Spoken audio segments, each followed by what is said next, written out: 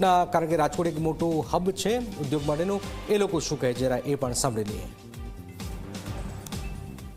કેન્દ્રીય મંત્રી નિર્મલા સીતારામન દ્વારા આજે કેન્દ્રીય બજેટ છે તે રજૂ કરવામાં આવ્યું છે. મારી સાથે રાજકોટ ચેમ્બર ઓફ કોમર્સના પદાધિકારીઓ છે. તેમની સ્પષ્ટ જે માંગ હતી તે માંગ ક્યાંક પૂર્ણ છે તે આ બજેટની અંદર થઈ શકી નથી. સાથે જ ટેક્સના સ્લેબની અંદર જે ફેરફાર કરવાની વાત હતી તે પણ થયો નથી. સાથે જ જે રીતના MSME ને લઈને પણ મોટી જાહેરાતની જે આશા હતી તે પણ થઈ શકી નથી. મારી સાથે રાજકોટ ચેમ્બર ઓફ કોમર્સના પ્રમુખ વીપી વૈષ્ણવ છે, તેમની સાથે વાત કરીશું. વીપી, MSME સાથે જ જે ટેક્સના સ્લેબની વાત હતી, આપે રજૂઆતો પણ કરી હતી, શું આશાઓ હતી ને એ આશાઓ પૂરી થઈ છે કે નહીં?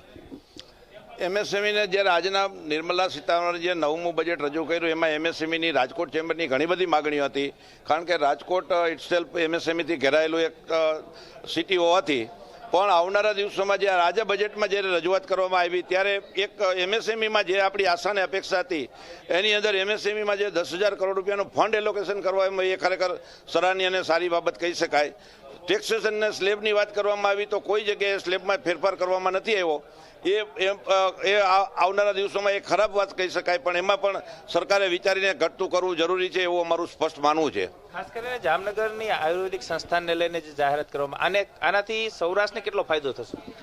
જ્યારે સમગ્ર ભારતની અંદર 3 આયુર્વેદિક સંસ્થાનને અપગ્રેડ કરવાની વાત આવે ત્યારે જામનગર એની અંદર મોખરાનું સ્થાન ધરાવતું હોય અને જામનગરને WHO દ્વારા અપગ્રેડ કરવાની વાત આવે એ ખરેખર જામનગર અને સમગ્ર સૌરાષ્ટ્ર માટે કરતાં ગુજરાત માટે સારામાં સારી વાત કહી શકાય. મયુરભાઈ, સોના ચાંદી બજાર સૌરાષ્ટ્રની જે છે તે એશિયામાં સૌથી પ્રખ્યાત છે, એમના માટે કોઈ જાહેરાત કરવામાં નથી આવી, આને કઈ રીતના જોયું?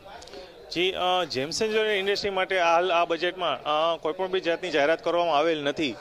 જેમ્સ એન્ડ જ્વેલરી ઇન્ડસ્ટ્રીની અમારી રજૂઆતો અને માંગણીઓ સરકારશ્રી સામે ઘણી બધી મૂકેલ હતી, પરંતુ હાલ પૂરતી આ બજેટમાં કોઈપણ બી જાતની છૂટછાટો જેમ્સ એન્ડ જ્વેલરી ઇન્ડસ્ટ્રીને ધ્યાનમાં રાખીને કરવામાં આવેલ નથી. MSME સેક્ટરને લઈને ઘણી બધી અલગ અલગ જાહેરાતો કરવામાં આવી છે.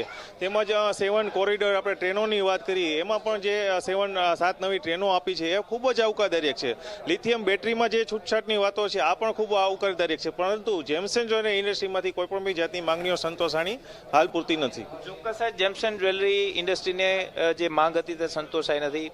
ખાસ કરીને સોલારની વાત કરવામાં આવે, ઇલેક્ટ્રિક બેટરીની વાત કરવામાં આવે, ઇલેક્ટ્રિક કારની વાત કરવામાં આવે, કોઈ મોટી જાહેરાત નથી. આને કઈ રીતના જોયું?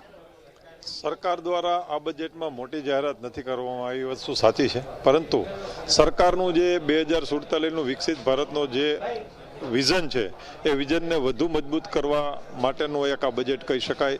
કારણ કે આ બજેટમાં સરકારે જે જૂના એના પરિયોજનાઓ હતી જે યોજનાઓ હતી MSMEની હોય કે નિકાસની યોજના હોય, આ બધી યોજનાઓને વધુ મજબૂત કરી, એ યોજનાઓને વધુ ફંડ આપીને એ યોજનાને વધુ નાનામાં નાના ઉદ્યોગકારો અથવા મોટા સેક્ટરના ઉદ્યોગકારોને જે લાભ આપવામાં વાત છે, લાભ આપવાની વાત છે. પરંતુ સૌરાષ્ટ્રને જ્યાં સુધી લાગે વળગે છે ત્યાં સુધી અમારી રાજકોટ ચેમ્બર ઓફ કોમર્સની એક એવી ઈચ્છા અમારી માગણી છે કે MSMEના જે કાંઈ યોજનાઓ છે એ લગભગ સૌરાષ્ટ્રમાં 2 લાખથી વધુ MSME યુનિટો છે. એ દરેક યુનિટને આ બધી MSME યોજનાની માહિતગાર કરવામાં આવે અને MSME યોજનાની જે કાંઈ પોલિસી છે કે જે કાંઈ લાભ છે એ દરેક ઉદ્યોગો સુધી પહોંચે તો વિકસિત ભારતના જે નિર્ણય છે એમાં નાના નાના ઉદ્યોગકારોનો પણ ફાળો બની શકશે.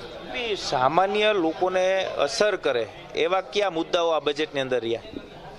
ખાસ કરીને સામાન્ય વર્ગને અસર કરતા મુદ્દાની અંદર જે રોજગારીની વાત કરવામાં આવે તો રોજગારીના પ્રશ્નની માટે જે આજે એક કિસાન ખેડૂતની વાત કરવામાં આવે તો AI ટેકનોલોજીથી એનું ઉત્પાદન કેવી રીતે વધારવું અને એનાથી એને સમૃદ્ધ કેવી રીતે બનાવવો, એના માટેના જે પગલાં આવનારા દિવસોમાં આવશે અને આવનારા દિવસોમાં બનશે એ પણ એક સારી અને સરાહનીય બાબત કહી શકાય.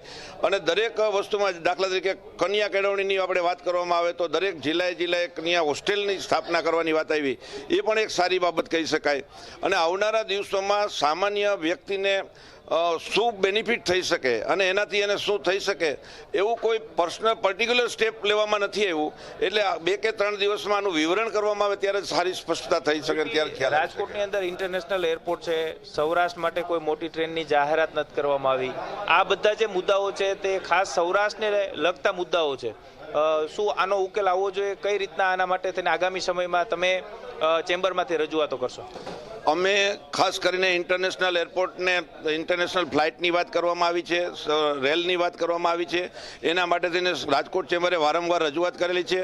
તેમ છતાં આપની વાતમાં 100% સ્પષ્ટતા છે કે ભાઈ એમાં સૌરાષ્ટ્રને ક્યાંય પ્રાધાન્ય આપવામાં આવ્યું નથી.